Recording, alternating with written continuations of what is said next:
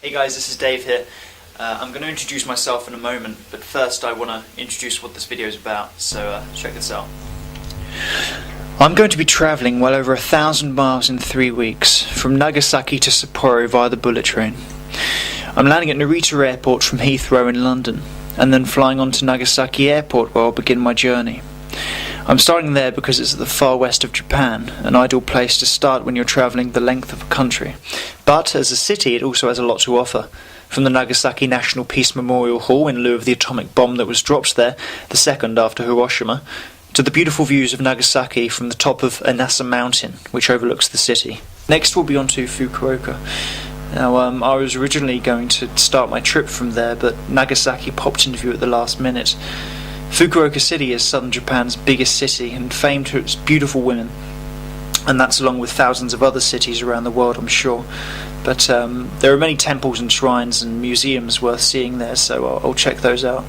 And I'm also going to plan a small side trip to a small rural village known as Dazaifu, so that'll be good fun. Here we go, Hiroshima, known for all the wrong reasons, the atomic bomb during the war. Aside from the thoughtful memorials and remains of pre-war buildings, you wouldn't really know that tragedy had struck here, as these days it's a modern city that has shot upwards with the times. Next up is Osaka. Now this is a huge place, second only to Tokyo in Japan, and there's a lot going on.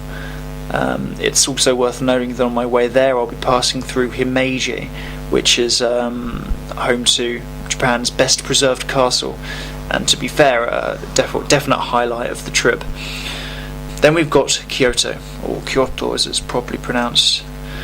I'm really excited about this one. The former capital is still the capital of Japanese culture, and thankfully it was mostly spared from bombs during World War II. And I'd like to stay in a traditional ryokan while I'm there. I think that's appropriate.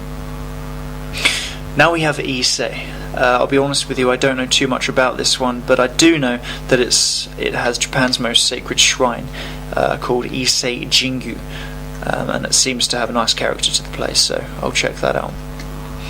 Following that we have Gujo. This is a quaint little town that's peaceful and not bombarded by tourists every day of the year. It'll be nice to get away from it all here, and see what life is really like in traditional Japan. Now we have Takayama, the precursor to the Japanese Alps. Built among surrounding forests and in view of the neighbouring mountains, it's one of the few places that really retains its past, both through appearance and style.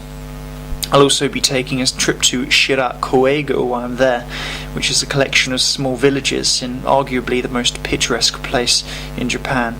Thatched homes, paddies, a winding river, and a beautiful mountainous backdrop. You can actually see a picture on my blog's homepage if you want to know what it looks like. After a scenic pass through the Japanese Alps, I'll find myself in Matsumoto.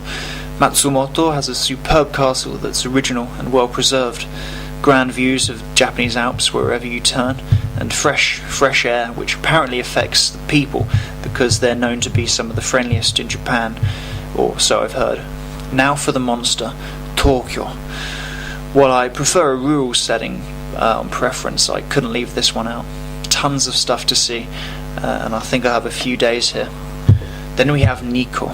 Nestled in amongst towering forests and far away from the sea, I'll find Toshogu Shrine, the sacred bridge, and other evidence of cultural history. It's very popular with both tourists and Japanese, so I'll do my best to avoid the big crowds. Next up is hakodate, just north of the axe-shaped peninsula I've labelled there. Hakodate was one of the first ports to begin international trading in Japan, and that's reflected in its style, certainly a mixture of cultures from around the world, and it'll be interesting to see the result of that. There's also Mount Hakodate, which the city lies in the shadow of, and I'll be sure to get some nice pictures from up there. And finally, I'll be rounding off my trip in Sapporo. The main attraction for me, and to be honest the motivation for me doing this trip at this time of year, is the ice festival.